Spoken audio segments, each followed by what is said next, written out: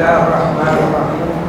یہ پہلا سوال ہے، اگر کوئی شخص اپنی بیوی کو اسٹامپ پیپر یا سادے کاغذ پر طلاق لکھ کر اپنے پاس رکھ لے تو بیوی کو نہ دے تو اس صورت میں طلاق ہوگی یا نہیں؟ ان الحمد للہ والصلاۃ والسلام علی رسول اللہ وبعد۔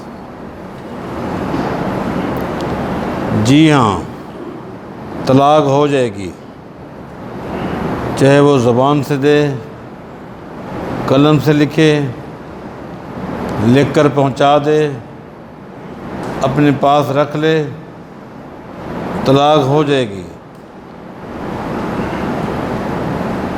سیریس ہو کر دے، مذاق سے دے، لیکن اگر وہ طلاق لکھ کر اپنے پاس محفوظ رکھتا ہے اور آگے دیتا نہیں ہے، یہ اس کی زیادتی ہے، یہ اس کا ظلم ہے، یہ گناہ ہے۔ کیوں؟ اس کا معاملہ عدت والا ہے، حساسیت والا ہے،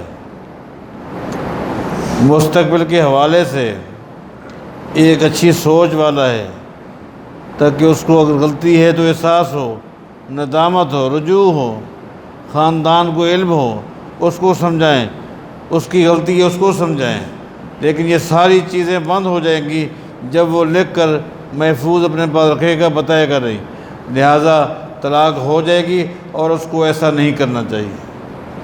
دوسرا سوال ہے کہ حدیث شریف کے مطابق اگر کوئی شخص اپنے مرحوم والدین کے لیے دعا کرتا ہے یا کوئی نیک کام کرتا ہے تو اللہ تعالیٰ اس کے والدین کا ایک درجہ بڑھا دیتا ہے۔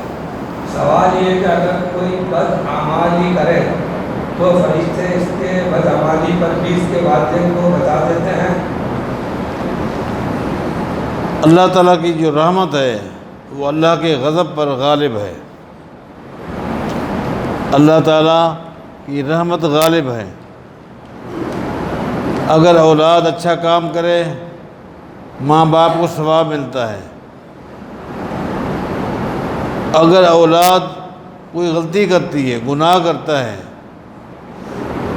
جس گناہ کے اندر اس کے والدین شامل نہیں ہیں، شامل کا مطلب یہ ان کی رضا شامل نہیں ہے، ان کی رائے شامل نہیں ہے، انہوں نے غلط لین پر اولاد کو نہیں لگایا تھا، تو پھر اس شکل میں اولاد کی گناہ اس کا گناہ ہے، والدین جو فوت ہو گئے ہیں اس کو اس گناہ پر کوئی گناہ نہیں ملتا، الا یہ اگر والدین خود مجرم ہوں، زانی ہوں، چور ہوں، اولاد کو بھی اسی ڈگر پہ چلائیں تو وہ مجرم ہیں۔ اگر والدین ایسے نہیں ہیں تو پھر ایسا نہیں ملتا۔ تیسرا سوال ہے، ہمارا گھر ہماری والدہ کے نام پر ہے تو اس میں تمام بہن بھائیوں کا کیا حصہ ہوگا؟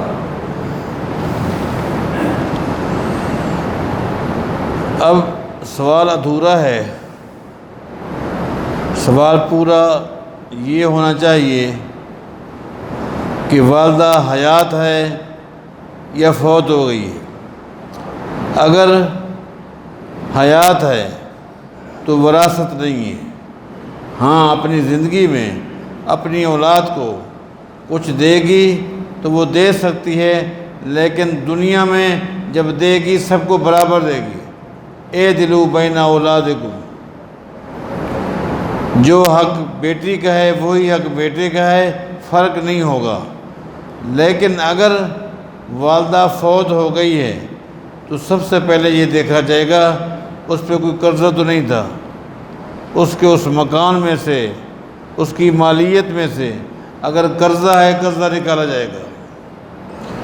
نمبر 2 یہ دیکھا جائے گا کہ والدہ نے کوئی وصیت تو نہیں کی تھی، اگر اس نے کوئی وصیت کی تھی تو اس کے مکان کی مالیت میں سے 1/3 کی حد تک وصیت پر عمل کیا جائے گا۔ ان چیزوں کے بعد مکان کی مالیت میں سے جو پیسے بچ جائیں گے ان کو اس کی اولاد میں تقسیم کیا جائے گا۔ اب تقسیم کی ترتیب یہ ہوگی کہ 2 حصے بیٹے کے اور ایک حصہ بیٹی کا، پھر یہ دیکھا جائے گا بیٹیاں کتنا ہیں، بیٹے کتنا ہیں۔ بیٹے کا حصہ ڈبل ہے، بیٹی کا حصہ سنگل ہے، اس کا اعتبار کر کے جائیداد کو تقسیم کیا جائے گا۔ لیکن آخری نقطہ یہ بھی ہے کہ خالی والدین والدہ کی اولاد ہے یا اور بھی کوئی ہے۔ مثلا والدہ تو ہے ان کی، وہ فوت ہو گئی ہیں، مکان ہے، اگر اس مرنے والے کا خاوند تھا تو اس مکان میں اس کا بھی حصہ ہے۔ اسی طرح مرنے والی خاتون جس کا یہ مکان ہے، اگر اس کی والدہ حیات ہے اس کا بھی حصہ ہے، اس کا والد حیات ہے اس کا بھی حصہ ہے۔ اس لیے میں نے کہا یہ سوال ادھورا ہے، اس طرح سوال نہیں کیا کریں۔ یہ وراثت کا سوال جو ہے یہ دو بدو الگ بیٹھ کر پوچھا کریں، تشفی تبھی ہو سکتی ہے۔ یہ سوال ہے کہ ہمارے معاشرے میں کچھ لوگ اپنے عقیدے کی مسجد میں نماز پڑھتے ہیں، اگر مسجد دور ہو تو وہ گھر پر ہی نماز ادا کر لیتے ہیں، لیکن کسی دوسرے مسجد کی مسجد میں نماز نہیں پڑھتے، تو وضاحت کریں کہ اس طرح گھر پر فرض نماز ادا ہو جائے گی۔ پہلی بات یہ ہے کہ چھوٹے چھوٹے اختلافات کی بنیاد پر مسجدوں کو الگ کرنا اسلام میں نہیں ہے۔ لیکن جیسا کہ سوال میں لفظ عقیدہ آیا ہے، عقیدے میں بنیادی نقطہ عقیدہ توحید آتا ہے۔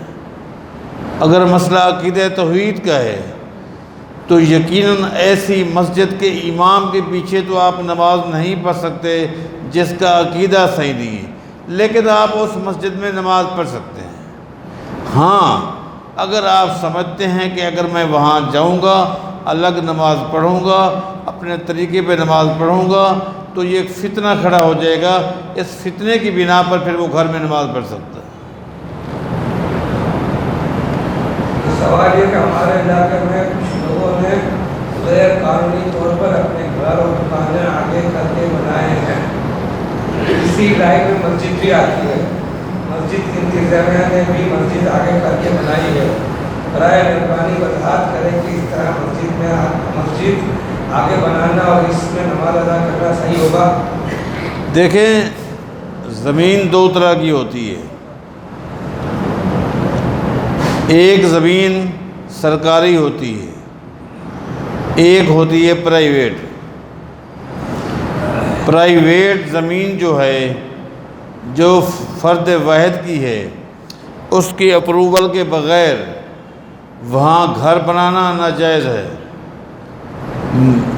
دکان بنانا ناجائز ہے، مسجد بنانا بھی ناجائز ہے۔ لیکن اگر سرکاری زمین ہے اور سرکار آپ کو اٹھانے کی طاقت رکھتی ہے، وہ نہیں اٹھاتی، جب تک نہیں اٹھاتی آپ وہاں گھر بنا کر بھی رہ سکتے ہیں، آپ وہاں دکان بنا کر بھی کام چلا سکتے ہیں، آپ وہاں مسجد بنا کر بھی اللہ کا ذکر کر سکتے ہیں، اگر ہے سرکاری پٹی تو۔ اگر ہے پرائیویٹ تو جس کی ملکیت ہے اس کی اجازت کے بغیر کوئی بھی کام نہیں کر سکتے۔ صلاۃ توبہ کی شرعی حیثیت کیا ہے؟ اس کی الگ تو کوئی حیثیت نہیں ہے، البتہ اگر کوئی گناہ گار آدمی سجدے میں گر جائے، اللہ سے معافی مانگے، ثابت ہے۔ نماز نفلی نماز پڑھتا ہے، اس کے بعد ذکر اللہ کرتا ہے، معافی مانگتا ہے، ٹھیک ہے، لیکن الگ اس کی کوئی حیثیت نہیں۔ یہ سوال ہے کہ پاکستان میں اکثریت کاروباری حضرات جو بڑے بڑے کاروبار ہیں کچی پرچی پر ہر کام کرتے ہیں، زیادہ منافع کمانا اور ٹیکس بچانے کے لیے، جس سے ملک کو نقصان ہوتا ہے، جبکہ یہ ادا صدقہ خیرات زکوٰۃ سب ادا کرتے ہیں، نمازیں بھی پابندی سے پڑھتے ہیں، عید الاضحیٰ پر بڑھ چڑھ کر قربانی بھی کرتے ہیں، حج اور عمرہ بھی کرتے ہیں، مسجد میں درس و حدیث کے تمام پروگرام میں شریک ہوتے ہیں، مسجد میں اچھی چیزیں بھی دیتے ہیں اور چہرے بھی سنت والے ہیں۔ سوال ہے کہ ان کی آمدنی جائز ہے، ان کی عبادت قبول ہوگی؟ دیکھیں،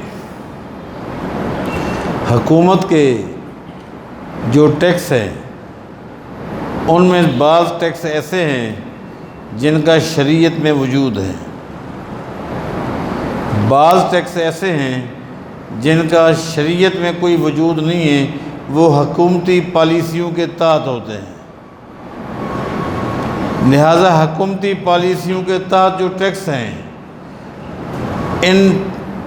ان چیزوں کے لاگو کرنے پر یقیناً حکومت کو قیامت کے دن اللہ تعالیٰ کے آگے جواب دہ ہونا پڑے گا۔ ان کا احتساب ہوگا کہ آپ نے اس طرح کے ٹیکس لگائے تو کیوں لگائے حکومت عواموں پر، لیکن عوام کو چاہیے کہ وہ بغاوت کا راستہ اختیار نہ کرے۔ اسلام حکومت کے ساتھ بغاوت کو پسند نہیں کرتی۔ اسلام نے پسند نہیں کیا کہ عوام حکمرانوں کے ساتھ بغاوت کرے، لہٰذا اس کو تاوان سمجھیں، کچھ بھی کریں اس کو ادا کریں تاکہ بغاوت کے زمرے میں نہ آ جائے۔ ٹھیک ہے جی۔ ایک سوال بہت پہلے ہمارے ایک ساتھی نے کیا تھا، اس کا میں نے جواب دیا تھا، تو وہ جواب تسلی بخش نہیں تھا یا وہ ساتھی مطمئن نہ ہو سکے۔ وہ تھا دودھ میں پانی ملانا۔ دیکھیں مطلقاً دودھ میں پانی ملانا جائز نہیں۔ آدمی خود دودھ خرید کر کے پانی ملاتا ہے، یہ تو یقیناً ملاتا ہے، چائے پیتا ہے، ہر گھر میں روزانہ دودھ میں پانی ملایا جاتا ہے، بچوں کو بھی دودھ پلایا جاتا ہے، تو خالص دودھ کوئی نہیں پلاتا۔ اتنا معدے نہیں ہیں آج ہمارے کہ ہم خالص چیز کو برداشت کر سکیں، وہ ملاوٹ ہوتی ہے۔ لیکن شرعی حکم یہ ہے کہ جو شخص دودھ بیچتا ہے وہ دودھ میں پانی نہ ملے، یہ مطلقاً حکم ہے۔ لہذا ایک عام حکم یہی ہے۔ لیکن جہاں تک میں کراچی کے حوالے سے معلومات رکھتا ہوں، اور آپ میں سے اکثر کو یہ بھی پتہ ہے کہ میری یہ فیلڈ بھی ہے، اگرچہ یہ دودھ دکانوں پر دودھ یہ وہ کام ہمارا نہیں ہے، ہمارا کام جو ہے وہ یہ ہے کہ باڑے پر اپنے ملازمین کے ذریعے برتنوں میں دودھ خالص نکال کر رکھ دینا۔ جو کمپنیاں ہیں، جن کمپنیوں کو ہم نے دودھ یعنی فکس کیا ہوتا ہے، ان کے عملے والے آتے ہیں اور دودھ لے جاتے ہیں، اور وہ دودھ آگے جس طرح چاہتے ہیں بیچتے ہیں۔ کراچی میں جو کراچی کا دودھ ہے، اس کو دودھ ملا کر پانی ملا کر بیچنا یہ بہت کم ہے، اگر ہے تو یہ غلط ہے، بہت کم ہے، اگر ہے تو غلط ہے۔ لیکن میری مضبوط اور پختہ معلومات ہے کہ کراچی ایک ایسا شہر ہے، میں آپ کو پہلے شاید بتایا کہ نہیں بتایا کہ کراچی کے اندر اس وقت دودھ کے 8 لاکھ جانور ہیں۔ یہ میری پختہ معلومات، میری فیلڈ ہے۔ 8 لاکھ جانور ہیں، گائیں اور بھینسیں دودھ والے، اور ایوریج جو ہے نا، ایوریج اس وقت کراچی کے اکثر باڑوں پہ جو جانور ہیں ان کی جو ایوریج ہے وہ 11 بھی ہے، 11.5 بھی ہے، 10 کلو بھی ہے، 10 کلو بھی ہے، ایوریج فی جانور۔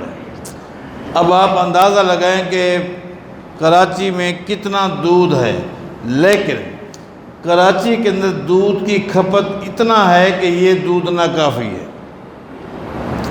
ہمارے ہاں بدین سے روزانہ ٹینک آتے ہیں دودھ کے، لاڑکانہ سے بھی روزانہ ٹینک آتے ہیں دودھ کے۔ جو وہاں سے آتے ہیں، آج تک میری معلومات کے مطابق اتنا لمبا سفر کر کے جب ٹینک آتا ہے تو دودھ پھٹ جاتا ہے۔ اس کے لیے مختلف طریقے لوگوں نے استعمال کیے ہوئے ہیں۔ بعض لوگوں نے اس میں یعنی بلاک برف کے چھوڑے ہوئے ہیں، دودھ جتنا ٹھنڈا ہو جاتا ہے راستے میں وہ آتے ہیں۔ بعض لوگوں نے تھیلیوں میں برف کے ٹکڑے ڈالے ہوئے ہیں، تھیلیاں ہیں تاکہ دودھ ٹھنڈا رہے، دودھ ٹھنڈا رہے۔ یہ صحیح ہے یا غلط ہے، یہ ایسا ہو رہا ہے۔ اگر چونکہ راستے میں اتنے سفر پر ٹینکوں میں ابھی تک ہمارے ملک میں کوئی ایسی مشینری نہیں ہے اندر فکس کہ جس کی وجہ سے وہ دودھ کو یخ رکھے، ٹھنڈا رکھے۔ ہوگی باہر کی دنیا میں ہوگی، ہمارے ہاں بھی ایسا نہیں ہے کہ ٹینکوں میں یہ نظام ہو۔ ٹینکوں کا معاملہ بڑا محدود ہے۔ تو بعض لوگوں نے بلاگ چھوڑے ہوئے ہیں اور بعض لوگوں نے مختلف شاپروں کے اندر بلاگ چھوڑے ہوئے ہیں۔ مقصود یہ ہے کہ دودھ ٹھنڈا رہے۔ جب دودھ ٹھنڈا رہتا ہے تو پھٹتا نہیں ہے، پھٹتا نہیں ہے۔ یہ کم از کم میں سمجھتا ہوں اس سے بہتر ہے جو طریقہ دوسرا اختیار کیا گیا ہے، اور وہ یہ ہے کھاد جس میں زہر ہے، کھاد جس میں زہر ہے۔ اگر آپ یہاں سے گلشن حدید کی طرف چلے جائیں تو بہت بڑے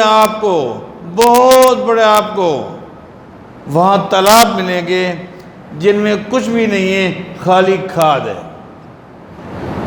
دودھ کھاد میں ڈال دی جاتی ہے، اس سے دودھ گاڑھا ہوتا ہے، چاہے جتنا بھی اس کو پتلا کریں وہ گاڑھا بھی ہو جاتا ہے، پھٹتا بھی نہیں ہے۔ اور پھر کھاد کے بعد وہ دودھ ڈبوں میں آتا ہے جس کو آپ خالص کہتے ہیں۔ آپ کے نزدیک تو خالص وہی ہے، اور بغیر کھاد کی ملاوٹ کے ڈبوں کے اندر دودھ آ ہی نہیں سکتا۔ اکثر کمپنیاں جو دودھ والی ہیں، الحبیب کہہ لیں، دوسرے کہہ لیں، ان کو ہم قریب سے جانتے ہیں، اور وہاں ہم نے خود دیکھا کہ ٹرک کے ٹرک اترتے ہیں کھاد کے۔ وہ کہتے ہیں اس کے بغیر ڈبے کے اندر دودھ آ جائے گا، یا تو گاڑھا نہیں رہے گا، گاڑھا رہے گا تو لانگ پیریڈ نہیں رہے گا، ان کا تو لمبا ٹائم ہے نا۔ تو اس طرح کی چیزیں ہیں۔ میں سمجھتا ہوں اس کے مقابلے میں اگر وہاں سے یہاں تک آتے آتے اگر برف کے ڈھیلے شاپر میں ڈال کر چھوڑ دیے جاتے ہیں ٹھنڈا کرنے کے لیے، تو اتنا میں سمجھتا ہوں کہ برداشت کر لینا چاہیے۔ لیکن میرا یہ فتویٰ یا یہ میری گفتگو کی دلیل نہیں ہے، اس کے برعکس بھی اگر بات ہے تو وہ بھی قابل غور ہے۔